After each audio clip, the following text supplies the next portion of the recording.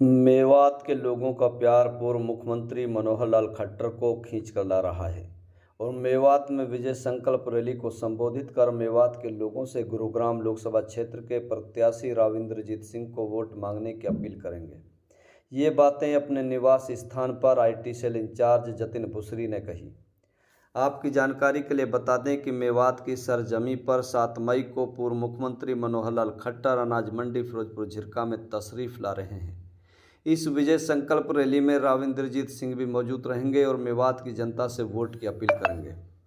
मेवात जिला के IT cell incharge Jatin बुसरी ने राजबब्बर पर चुटकी लेते हुए कहा कि वो बाहरी हैं। कांग्रेस ने बड़ी मुश्किल से अपना उम्मीदवार मैदान में उतारा है, लेकिन भाजपा पार्टी के सामने ये सब चलने वाला नहीं है और राविंद्रजीत सिंह भारी मतों से जीतने जा रहे हैं।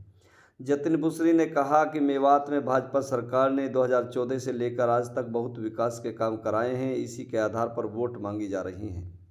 जतिन बुसरी ने कहा, तीसरी बार भाजपा की सरकार बनने जा रही है। मेवात की पुरानी पड़ी मांगों को पूरा करने का काम किया जाएगा। जतिन बुसरी ने कहा, कांग्रेस पार्टी ने बहुत लंबे अंतराल के बाद राजबब्बर को मैदान में उतारा है। ये टिकट राजबब्बर को दी नहीं गई बल्कि थोपी गई है। कांग्रेस पार्टी तो पहले ही हथियार डाल चुकी थी और अपने कैंडिडेट की हार मान चुकी थी। जतिन बुसरी ने तो यहाँ तक कह दिया कि भाजपा के सामने कोई सेलिब्रिटी मायने नहीं रखता, बल्कि आज की तारीख में भाजपा पार्टी ही सबसे बड़ी सेलिब्रिटी है। विपक्ष के पास केवल ख्याली पुलाव है, बस सपने में सोचते रहें। एनडीए की सरकार 400 पार करने वाली है और फिर से देश में कमल खिलना तय है। जब जतिन बुसरी से यह सवाल पूछा गया कि प्रधानमंत्री नरेंद्र मोदी ने राजस्थान में रैली को संबोधित करते हुए मुसलमानों के खिलाफ मर्यादित भाषा का इस्तेमाल किया, तो उसके जवाब में कहा कि एडिटिंग वीडियो है। प्रधानमंत्री ने कभी भी मुसलमानों को पीछे नहीं रहने दिया। आइए सुनते हैं क्या कह रहा है जिला IT cell incharge Jatin Busri. Congress की टिकट लेने वाला कोई तैयार ही नहीं था, ये तो थोपी गई है। अब चाहे वो राजबब्बर आते या चाहे खुद राहुल गांधी आ जाते तो भी कुछ होने वाला है नहीं। इतना लेट टिकट डिक्लेयर करने का मतलब यही है कि कांग्रेस पार्टी इस सीट पे तो अपनी हार मान चुकी है, ये उन्होंने अब स्वीकार कर लिया है। दूसरी बात, पहले ही विरोध चल रहा था कि भाई राजबब्बर बाहरी व्यक्ति हैं।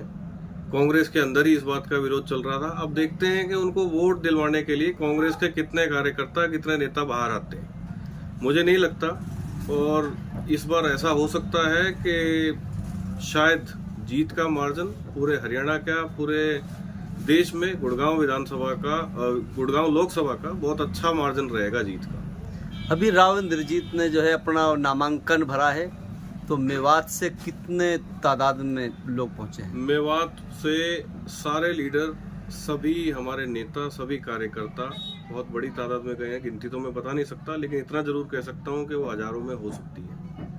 तो आम जनता से भी काफी लोग गए। तो बहुत अच्छा एक माहौल था। वो आपने टीवी में और आपने रिपोर्ट में देखा ही होगा कितनी भीड़ थी वहाँ पे। क्या उम्मीद जताई जा रही है कि इस बार जो है लोग कह रहे हैं कि इधर जो है राविंद्रजीत को अपने गढ़ में वो वोट बैंक नहीं मिल पा रहा है, अब की बार जो है मेवात के ऊपर उनको डिपेंड रहना पड़ रहा है। ये बिल्कुल गलत सोच है आपकी। उल्टा मेवात में तो उनका जनाधार बढ़ ही रहा है। सीटें तीनों विधानसभाओं में अगर देखा जाए तो अपना जो वोट का आंकड़ा रहने वाला है वो काफी बड़ा मार्जिन रहेगा इस बार। पिछली बार के मुकाबले लगभग 3 गुना फालतू वोट हमारे को इस बार प्राप्त होगा। हरियाणा में क्या मानते हो सर कि हरियाणा में कितनी सीटों पर आपकी दावेदारी है जो मजबूती के साथ आ रही हैं? हरियाणा में 10 की 10 सीटें आ रही हैं। 4 जून को आप देख सकते हैं कि 400 पार का नारा जो है ये कह रहे हैं कि ये तो 4000 किलोमीटर दूर जाने वाले हैं।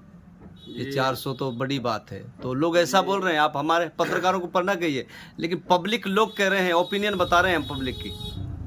ये ख्याली पुलाव है, तो लेने दो, क्या हो गया। जो लोग सोच रहे हैं विपक्ष वाले अपनी बातों में, रात को सपनों में इस चीज को सोचें। हम 400 पार कर रहे हैं, एनडीए 400 पार करेगा। देखिए 7 तारीख को, पहले 10 तारीख का कार्यक्रम था माननीय मुख्यमंत्री जी का, लेकिन किसी व्यस्तता के चलते ये कार्यक्रम अब 7 तारीख को हो गया है। 7 तारीख को हमारे आदरणीय पूर्व मुख्यमंत्री श्री मनोहर लाल जी यहाँ पे आ रहे हैं और अपने जो सांसद हैं मौजूदा और दोबारा से इस सांसद के लिए लड़ रहे हैं राविंद्रजीत जी, वो उनका जॉइंट एक हमने प्रोग्राम रखा है अनाज मंडी फिरोजपुर झिरका में। वहाँ पे दोनों का जॉइंट कार्यक्रम रहेगा। इसमें अच्छी खासी भीड़ रहेगी और आप सभी के माध्यम से मैं अपने पूरे विधानसभा फिरोजपुर झिरका के क्षेत्र के लोगों को आह्वान करता हूँ कि वो ज़्यादा से ज़्यादा संख्या में आए। तो माननीय मुख्यमंत्री जी का तो इतना आभार है मेवात के लिए, उनको सुने, उन्होंने इतना काम कराया है यहाँ पे, उनको सुनने के लिए जरूर आए।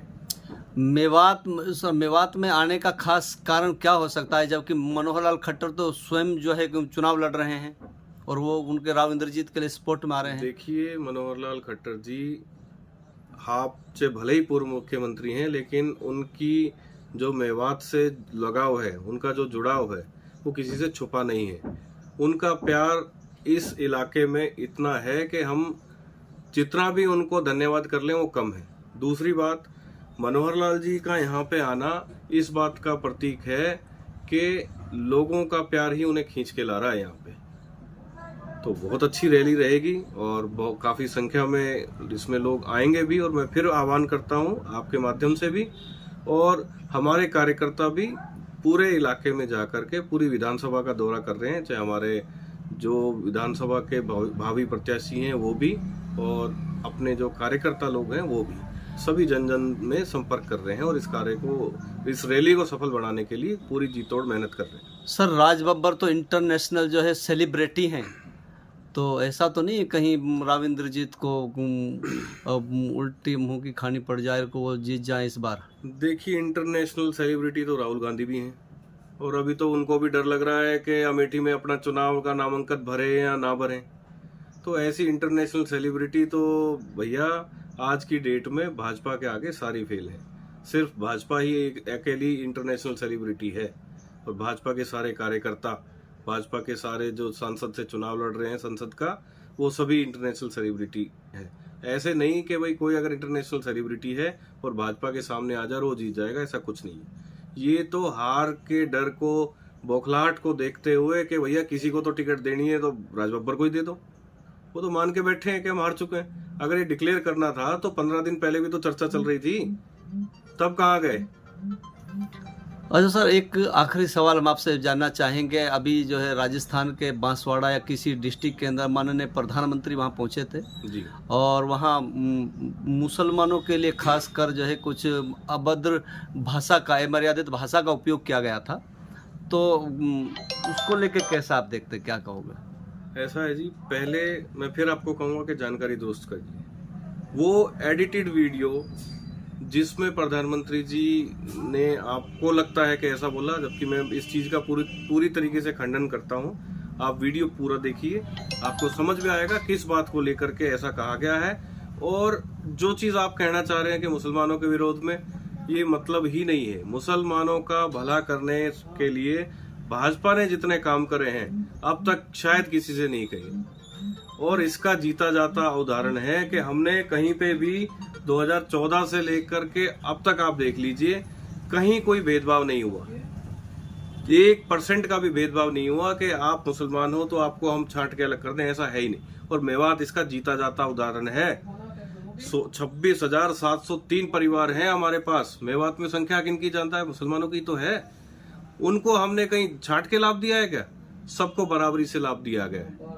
कहीं किसी को ये नहीं कहा गया कि भैया तू फलानी जाति से, तू फलानी जाति से, कहीं कोई भेदभाव नहीं किया गया। भेदभाव करने वाले कांग्रेस के लोग हैं। अगर इन्होंने इतना काम करना ही होता तो इनकी तो आजादी से लेकर अब तक सरकारें रही, फिर आज तक ये मुसलमान की हालत ऐसी क्यों है? 2014 के बाद से पिछले अब 10 सालों में आप देख लीजिए मुसलमान ने कितनी तरक्की करी है।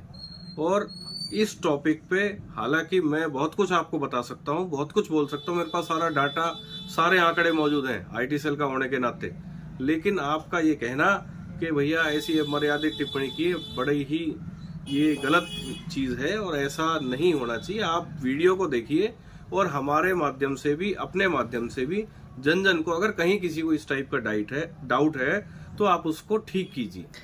मात्र दिल्ली से मेवात 60 किलोमीटर दूर है, लेकिन मेवात पिछड़े इलाकों में गिना जाता है, तो क्या कहोगे? इसी पिछड़ेपन का जिम्मेवार कांग्रेस की सरकार रही। और आपको तो जानकारी भी होगी कि मेवात को मोस्ट बैकवर्ड एरिया का दर्जा मिला था और अब धीरे धीरे तरक्की की यहाँ पे इतने काम होते चले जा रहे हैं कि अपने उस दर्जे से बैकवर्ड सबसे डाउनग्रेड से उठता उठता उठता अब काफी आगे पहुंच गया है। और आप देखिए ना तरक्की यहाँ पे किसी और इलाके के मुकाबले पूरे हरियाणा में जहां मेवात सबसे पिछड़ा माना जाता था, आज और जिलों की मुकाबले बराबरी पे आना चाह रहा है और आ चुका है। लगभग मैं ये नहीं कहता कि बिल्कुल बराबर हो गया, गुड़गांव और इस मेवात के मुकाबला में फर्क है थोड़ा सा, लेकिन धीरे धीरे मेवात ने तरक्की शुरू कर दी है। भाजपा की सरकार में जो काम हुए हैं लोग भी इस चीज को महसूस कर रहे हैं और अब जो पिछड़ेपन का दाग है हट चुका है। थोड़े दिन में आप देखोगे कि मेवात में कितनी तरक्की और होने वाली है, आपको बहुत जल्द नजर आ जाएगा। भाजपा की सरकार रिपीट होते ही जब हम तीसरी बार आएंगे तो केंद्र सरकार के यहाँ पे और काफी सारी योजना जो चल रही हैं उनका लाभ भी लोगों को मिलेगा।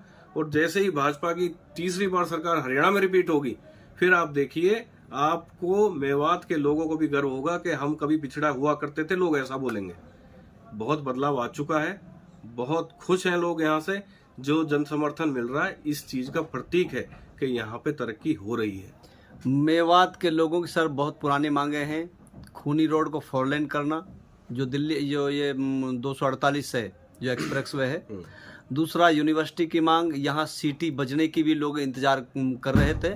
और हॉस्पिटलों के हालात भी खस्ता है, दवाइयाँ नहीं मिलती, वहाँ इलाज सही से नहीं होता है। इस तरीके की आप बात करें तो यहाँ खास ऐसी सुविधा नहीं मिल रही आम जनमानस को। देखो आपकी तीनों बातों का बड़ा सीधा सा जवाब देता हूँ मैं। मेवात में जो 4 लेन का मामला है अपना, जो नूह से लेके अलवर तक, ये नौगांव बॉर्डर तक, ये क्लियर हो चुका है। इलेक्शन का टाइम है, इलेक्शन के टाइम की वजह से ये मामला जल्द ही, थोड़ा सा इलेक्शन के बाद ये काम शुरू हो जाएगा। आपने देखा होगा इस पे रोड पैचिंग शुरू हो गई है, तो जो खड्डे थे वो सारे भर चुके हैं। मामला केंद्र सरकार के पास होता है, केंद्र में इलेक्शन है, इस वजह से थोड़ा सा समय लग रहा है। दूसरा यूनिवर्सिटी की 3 जगह हमारे सरकार को हमने अलॉट करके भेज दी हैं कि जोन सी जगह पे भी सहूलियत बढ़ेगी। एक बार थोड़ा सा मामले को लोगों से संपर्क करके कि नगीना के आसपास कहीं जगह डिसाइड हुई है, वो जमीन भी मिल गई है, तो थोड़ा सा वो क्लियर होते ही इस चीज को कुछ कानूनी दाव पेच भी होते हैं और कुछ ऐसी चीज भी होती है जिसमें थोड़ा सा समय लगता है, तो वो काम भी हो चुका है।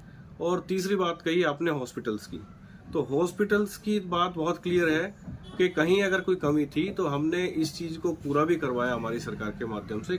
लोग कंप्लेंट करते हैं तो उनका सॉल्यूशन होता है।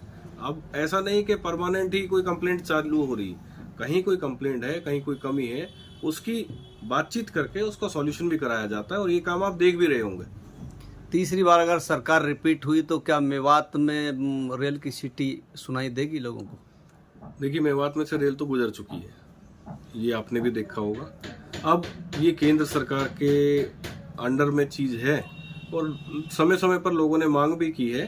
हालांकि 30 से 40 किलोमीटर मेवात के हर तरफ रेल का वो अवेलेबल हो गया है। अब अगर हम मेवात के सेंटर की बात करें तो मेरा मानना है कि अगर कहीं कोई ऐसी मांग आती है और इस पे गौर भी करेंगे हमारे नेतागण, और सेंट्रल की जो स्कीम है तो उसको अप्लाई भी कराएंगे। तो आने वाली 7 तारीख को खट्टर साहब आ रहे हैं, तो क्या आह्वान करना चाहते हो आवाम को? ज्यादा से ज्यादा लोग जुड़ें, इस रैली में आए, अपने नेता, खास करके हमारे जो सबसे प्रिय नेता रहे मेवात के लोग जिनको चाहते हैं, माननीय श्री मनोहर लाल खट्टर जी, भले ही वो पूर्व मुख्यमंत्री है लेकिन उनका प्यार, उनकी मोहब्बत मेवात के लोगों में बहुत अच्छे तरीके से आज भी है और आगे भी रहेगी, चाहे भले ही वो करनाल लोकसभा से इलेक्शन लड़ रहे हैं।